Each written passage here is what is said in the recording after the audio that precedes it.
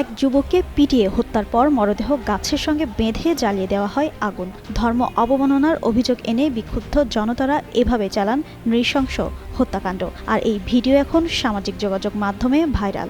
গেল বৃহস্পতিবার রাতে ভালুকা উপজেলা স্কয়ার মাস্টার বাড়ির ডুবালিয়া পাড়ায় এ ঘটনা ঘটে। পুলিশ জানায় নিহত যুবকের নাম দীপুচন্দ্র দাস। তিনি স্থানীয় একটি পোশাক কারখানায় কাজ করতেন এবং ওই এলাকায় ভাড়া থাকতেন বলে প্রাথমিকভাবে জানতে পেরেছেন কর্মকর্তারা।